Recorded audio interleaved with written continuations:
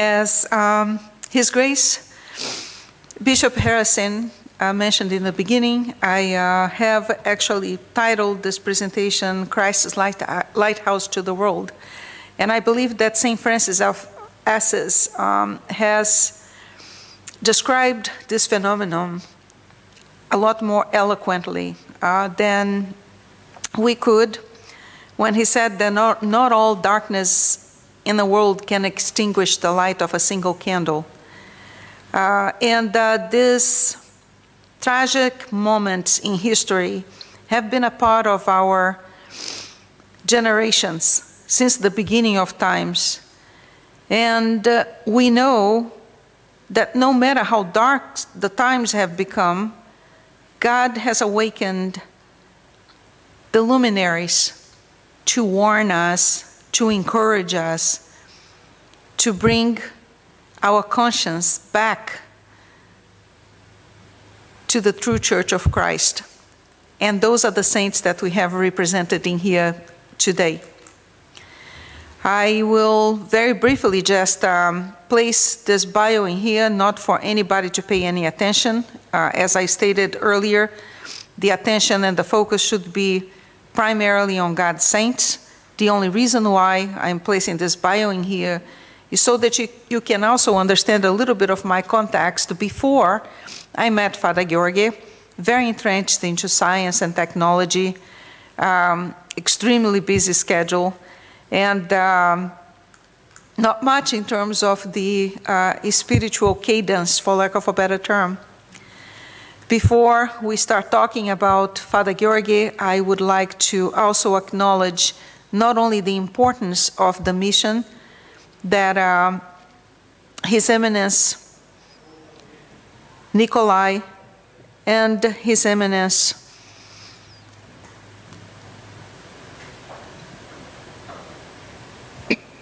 sorry, got a cut. Start this slide again.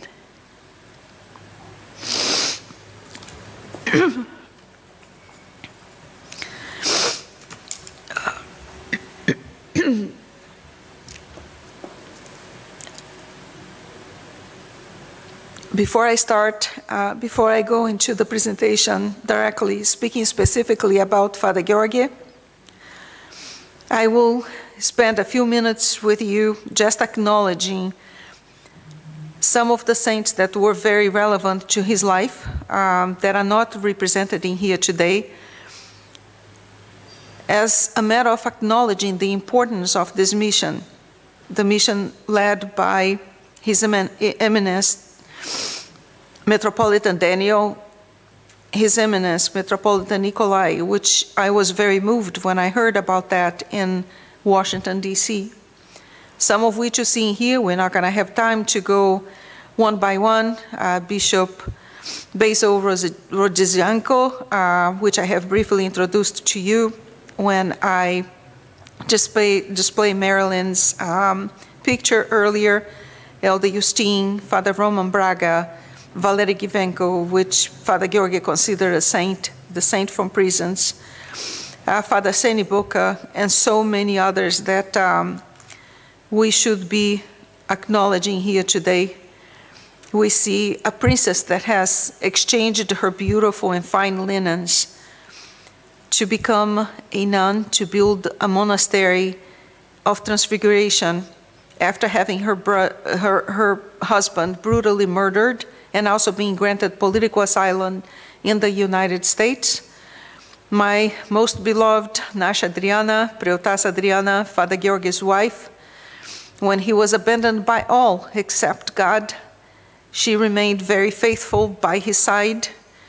Marcel, who also endured imprisonment with him.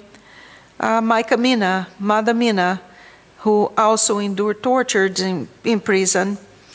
We see Domina Sociario, which I'm paying my respects, who died alone in the United States in a nursing home, also victimized by horrible tortures. Her husband died in prison. And on the very far left, you can see Father Georgi's wife. And on the bottom, left bottom, and on the far left top, Father Georgi's mother, as Korea Frederica mentioned earlier, a very, very influential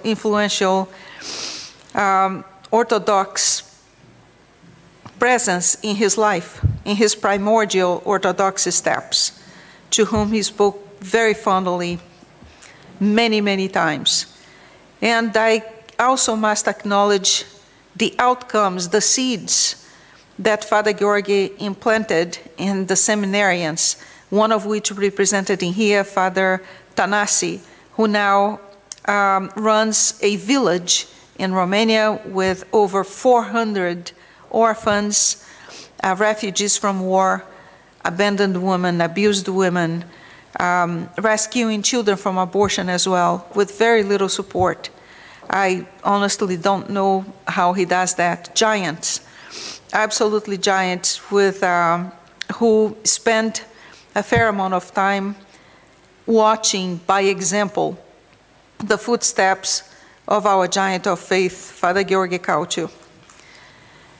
And I thank you once again for looking into some of the figures that somehow shaped not only Father Georgi's faith.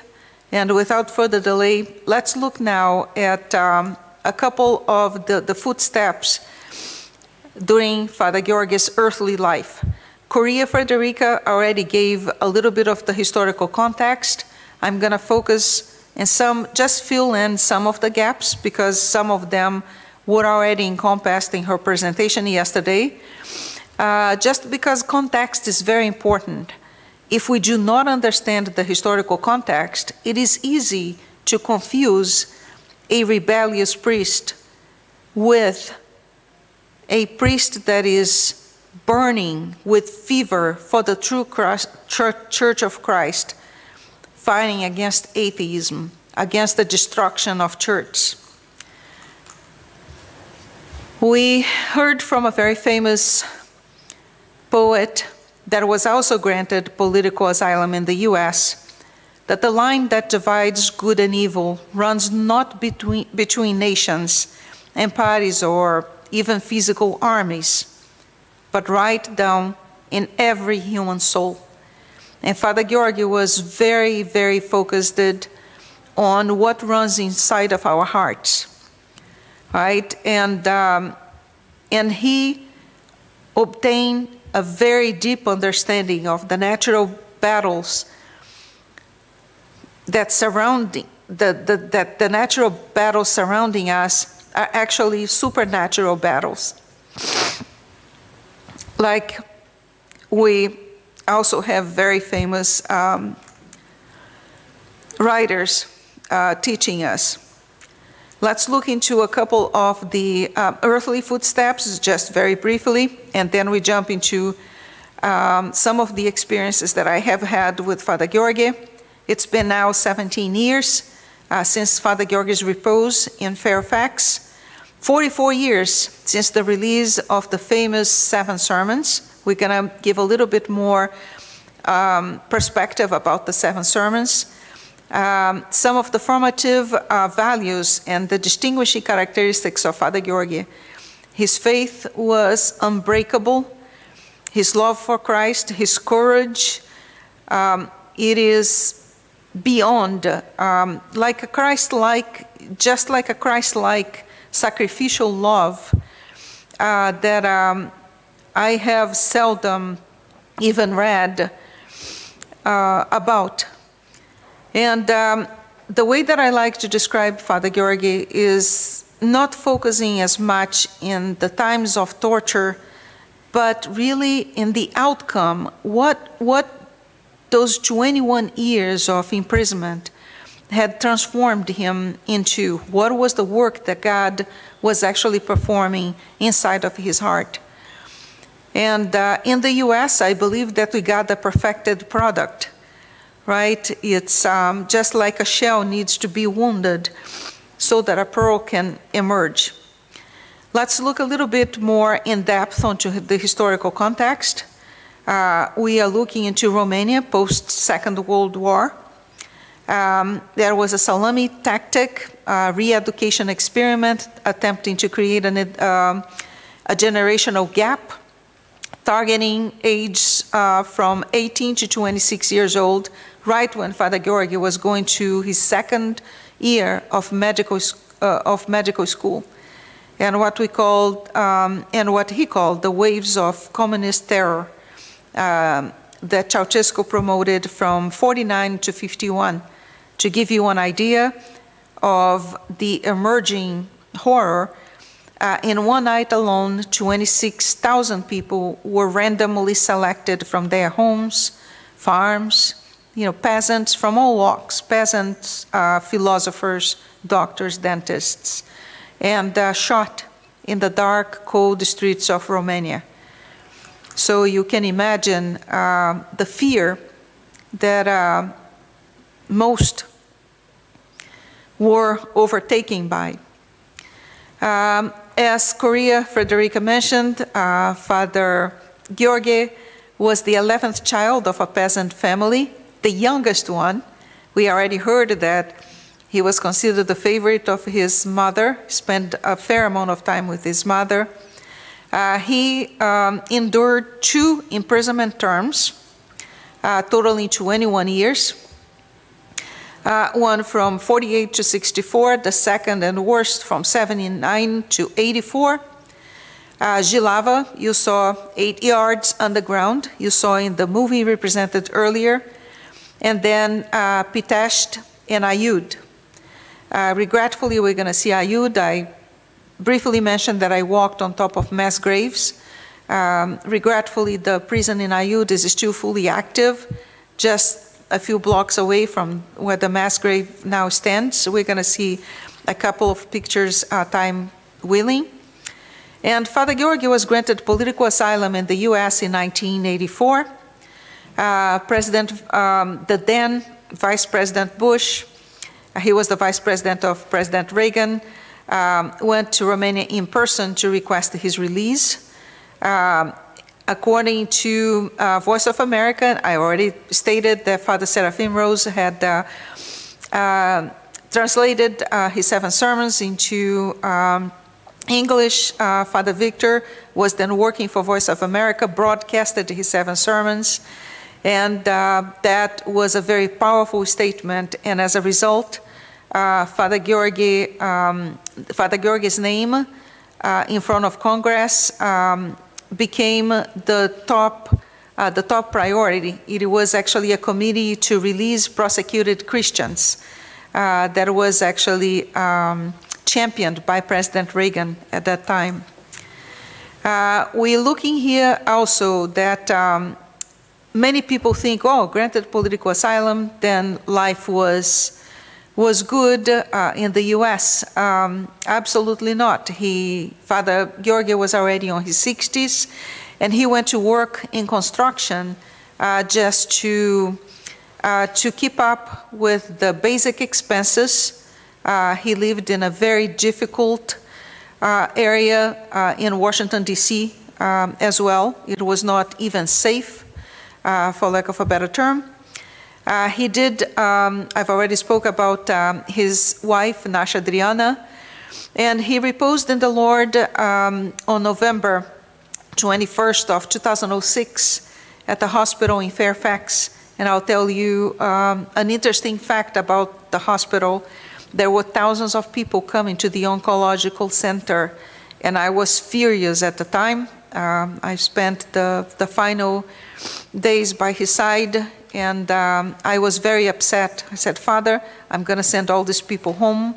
They are causing a lot of commotion. I'm going to call the police.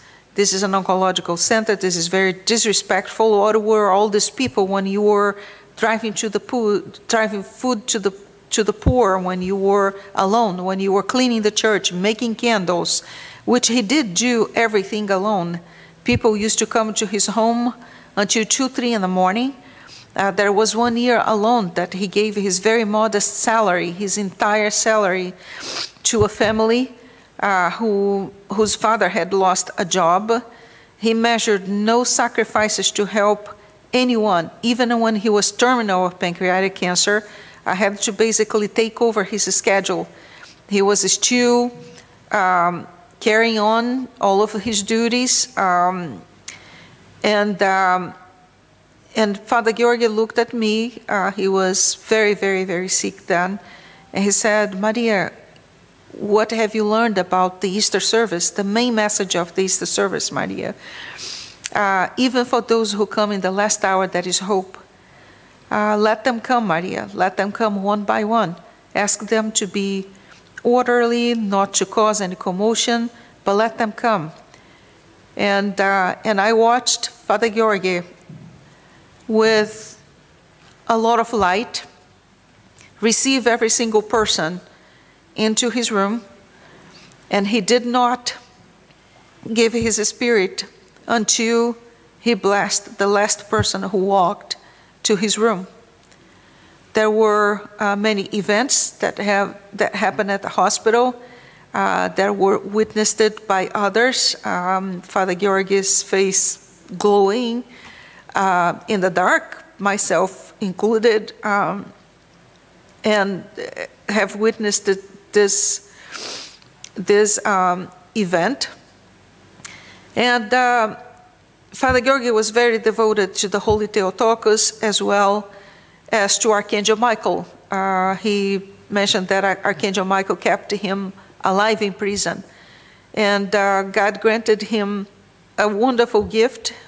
He passed on November 21st.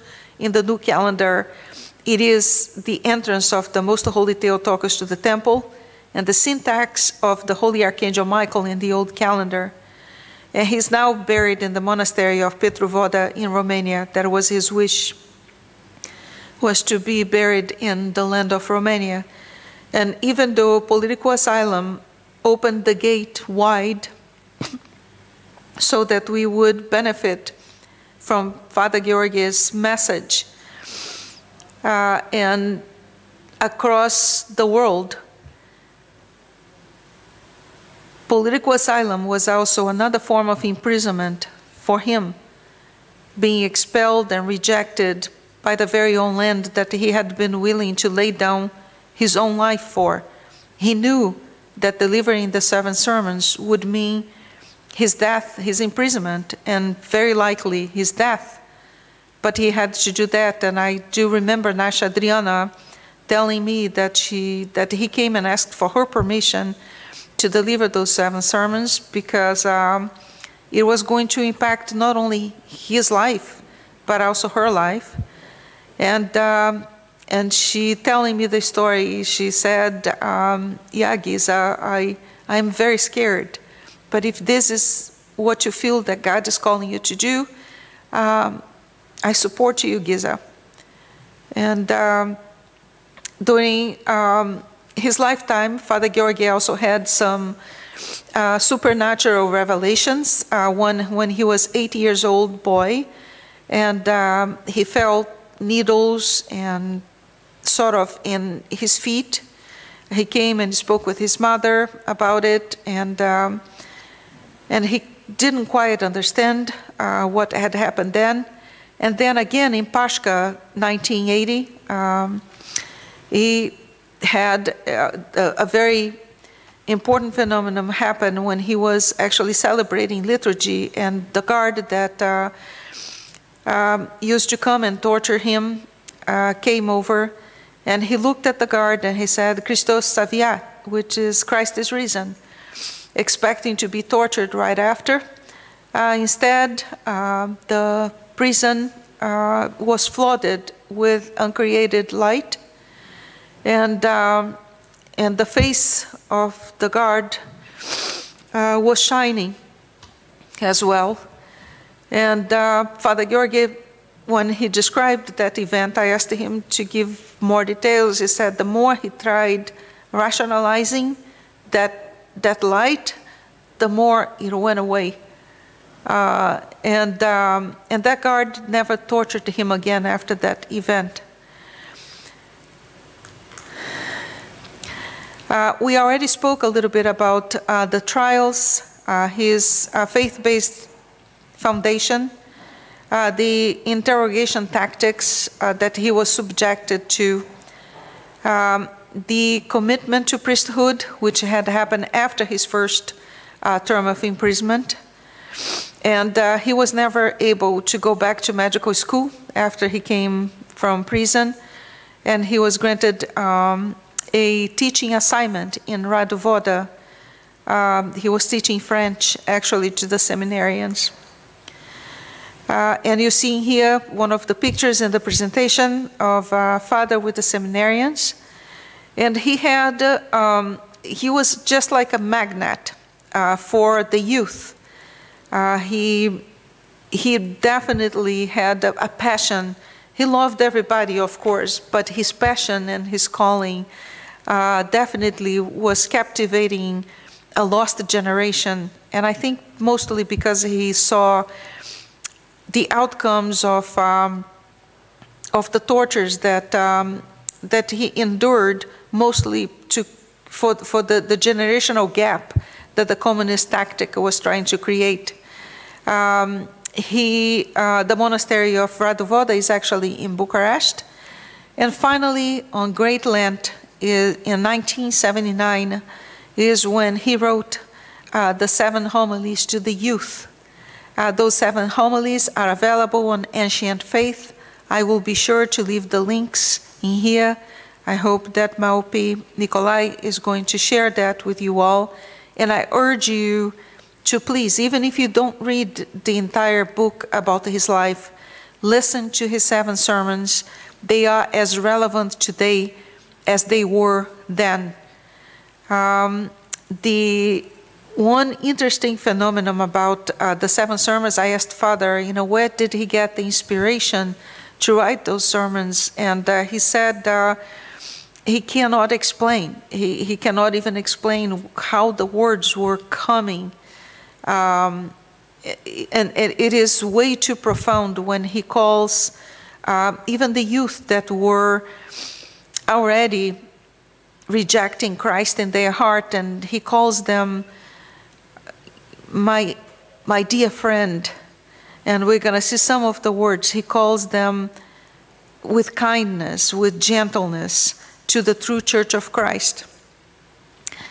The 7 homilies, in summary, if I had to summarize the entire sermons in 3 bullets, it delivers fundamental messages challenging primarily atheism, materialism, the demolition of church that was happening, one phenomenon that Georgians are fairly familiar with as well, and compromises. Be very aware when we start making compromises. He used to say that this is the crack in the windshield. Before we have just one small speckle, oh, this compromise is not gonna take us anywhere, and before you know, the entire structure is shredded, and we don't even know where it came from. The time has come, young man, for you to hear a voice which has been calling you. With these words, Father Georgi Cauciu began his homilies, the 7 weekly homilies to the youth of communist Romania in 1978. In the beginning, the 3 first sermons he delivered inside of a classroom. And as the sermons were progressing, he was asked to stop. He continued to deliver them in the courtyard at the request of the students who begged him to continue to deliver the sermons. And at the time that he delivered the final sermon, the students were actually climbing over the walls of the seminary to deliver his final sermon as the secret police was coming and the gates were being locked. His courage was unprecedented at that time. He was considered a personal enemy of Ceausescu as well. Even when he was being brought to the airport to be granted political asylum in the US, he was told that he was being brought to his execution. So, there were many courses of martyrdom in his life where he accepted a fatal outcome for the true Church of Christ, for the love of Christ, for the love of his people, for the love of the youth. And that after delivering that sermon that took him to his second and worst term of imprisonment. And we are not going to focus too much about the imprisonment. You can see, some of his journey in America, some of the pictures, him with President Reagan at the Oval Office. We see some of the interviews that you can also find in his book. He was also offering a genuine love for Christ, and one of the examples that I can share with you, which is my personal example, and how I actually got to meet Father Georg in the US. I was exhausted. I had worked with no stop, 5 days, counting days and nights, without any stop. And at the time, I was very engaged in biodefense. And I was coming on Route 7, a street where his very small church stands today, the church where he used to serve Holy Cross during his earthly journey. He was graciously received by the OCA in America as a priest too. And I was exhausted. It was late in the evening, and Father was coming across the street. I drove to that street for many years, nearly a decade, never even noticed it, that there was a small church surrounded by other buildings and shopping centers, etc. over there. And I almost fell asleep when I was driving. And Father was coming across the street. He was dressed in black with this long white beard.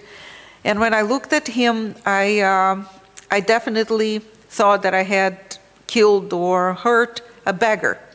I slammed the brakes in front of him, and he fell backwards. And I immediately stopped the car. I came out of the car, and I reached out, to help him and ask him, "Are you okay?" He said, "Oh, I'm okay.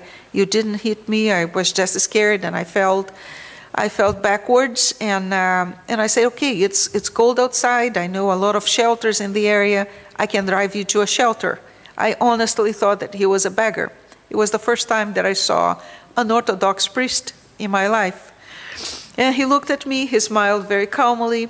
He had actually a black sack as well. He was coming across the street with a black sack. And I asked him, at least let me drive you home. He said, "Oh, I have a home."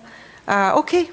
So I opened the door. He came in the car. I asked again, "Are you sure you don't want to go to a hospital and check if you were hurt, if you broke anything?" He said, "No, no, no." And he asked me to make a U-turn. And I make a U-turn. And he asked me to stop right in front of the church. And it was the very first time that I've noticed that very small church over there. And I thought, okay, he's surely a beggar, because beggars sleep by the church. And I asked once again, "Sir, it's very cold outside. Let me please bring you to a shelter." And he didn't answer. He reached to his pocket and pulls a key. And again, I every time I will try not to, not to get emotional. And he grabs the key from his pocket. And he opens the door. And he looks at me with a very broad smile, and he says, "Welcome home." And it was the first time that I saw Byzantine icons, and I remember feeling very overwhelmed by those very primitive figures, how I thought at that time. And I looked at him and I said, "Father, I don't know, sir, I don't know who you are, but I'm for sure, I have never met you. You're confused." And he looks and he says, "Yeah, I've been waiting for you." And that started a series of many, many encounters that I had with him, one of which that I can recall that was also very moving to me, and it was sort of a turning moment in my life. I was not Orthodox. By the way, Father Georgi never asked me to become Orthodox, ever. And that was a turning moment. At the time, I was actually making a fair amount of money, and I had also been offered an assignment that was going to help me make even a little bit more. And I walked into the church during lunchtime. I made that a habit. I would take a lunch break and just to come and talk to him. You could talk to him about anything, philosophy, theology, medicine, anything. He was really very illumined in many ways, and full of energy. And I walked in there and I said, Father Georgi, look, this church is too small. You know, if you look around the area, you know, churches have to be big. This is not a, this is not a very conducive place. You cannot even have too many people in here. I can, give you some, some donation, and you can at least, start getting a down payment on a piece of land. And I have this assignment, this new assignment, and it's going to be good. So I am in a position that I can help you a little bit. And Father, he very gently looked at me. He said, Rosanna, I was Rosanna, my secular name then. He said, Rosanna, church of walls are very, very, very important. There is a lot of power in the prayer in community, because when you are weak and when you have a lot of problems and you are in the world with a lot of noise, sometimes you don't have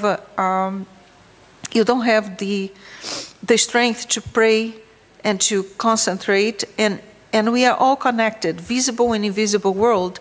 And even when somebody's not praying directly for you, that energy, it helps you. But the true Church of Christ is inside of your heart. If you were really interested in building churches of wall one day, let's first talk about building the true Church of Christ inside of your heart, because that church, nobody can take away from you, not even if they take you to solitary confinement. And I was just listening to that and trying to process it. And he opens the check. I can tell you what the amount was. It was not a nominal amount. He folds the check and he gives it back in my hands. And I was shocked. And I said, you do understand there are no money attached, no strings attached to this money.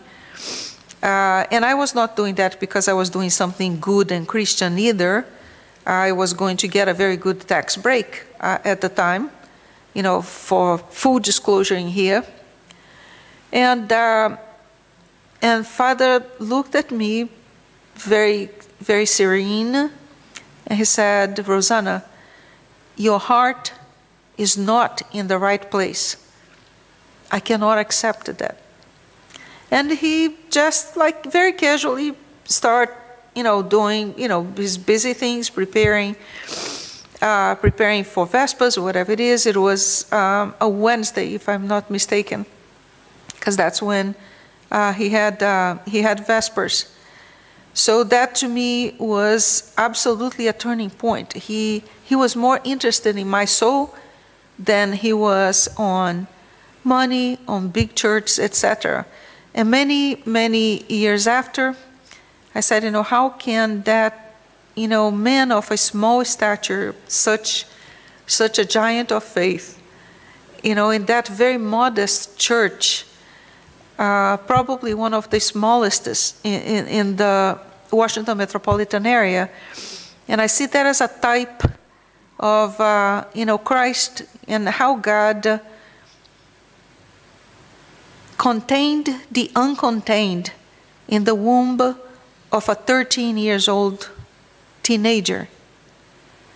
It was a message of humility.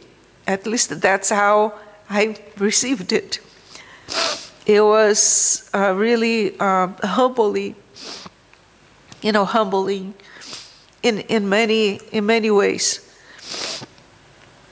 And one other characteristic that I would like to call out about Father Georgi, he never complained about his terms of imprisonment. He never complained about his enemies. He didn't even want to know their names. And to the contrary, he actually said that all of his suffering had been a great gift from God, even though at times the suffering was so intense that he prayed for deliverance from his body. And what I say, what I told him is God, he want to be a medical doctor, he want to be a physician of bodies, but God wanted him to be a physician of souls.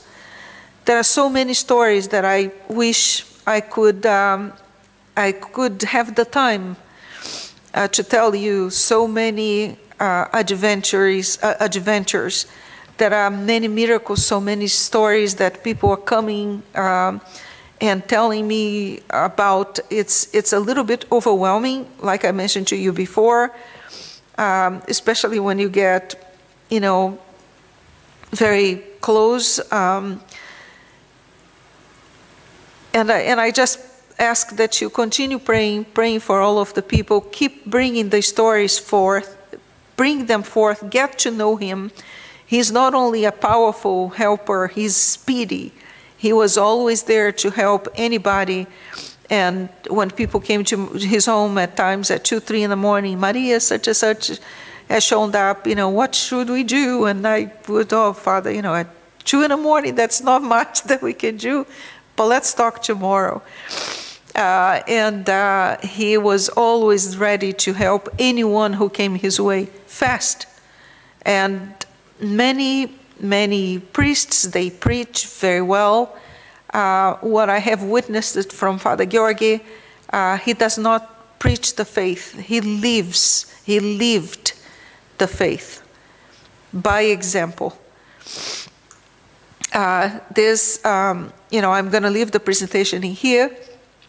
It's the last message that Father left for his flock. When we were in the hospital, some saying about the priesthood, which I'm going to leave with you all as well. This is Ayud. I mentioned the prison of Ayud. Most of the ones that perished over there perished nameless. We see a beautiful icon that was actually, the diaconess, the nuns of diaconess, depicting the scenes from prisons, from the gulags, from the Romanian gulags. And this is just a little bit so that you get to know this giant of faith that is Father Georgi. I have no doubt in my mind that the Father is a saint. And I protested, last word here, I protested many times when even I was giving the very difficult canon to help with this process, because I know that if anyone came to Father and said that he was a saint, he would be very upset. Until an elder told me, "You're not doing that for Father Georgi. You are doing that so that others can benefit from his intercession."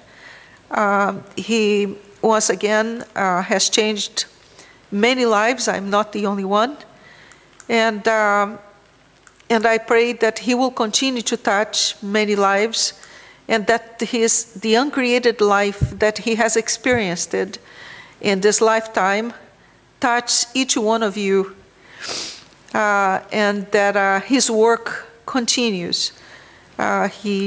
His love for the youth, his love for all, to embrace all that cross his path, continues from here and on to eternity. And I thank you very much for your attention and for your grace.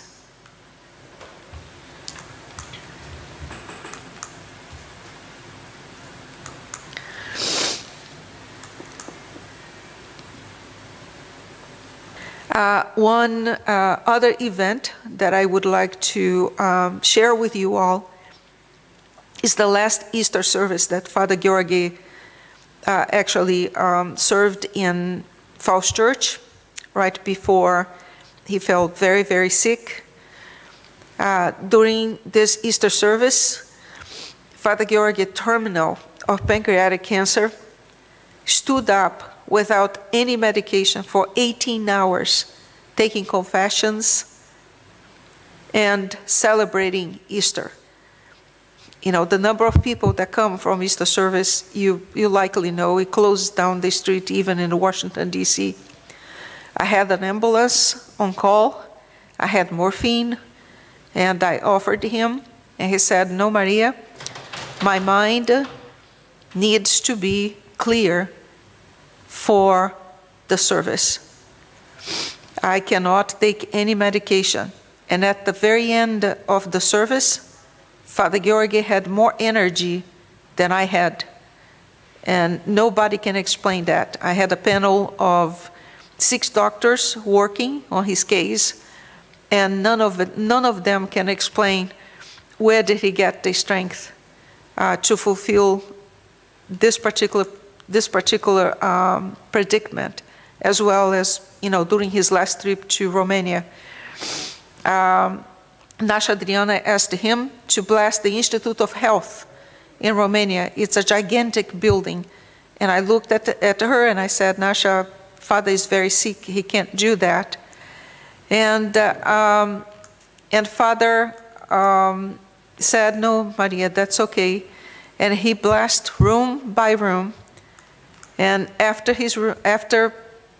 blessing the entire Institute of Health, once again, terminal of pancreatic cancer, again, he had more energy than I had, as well as André Gabriel.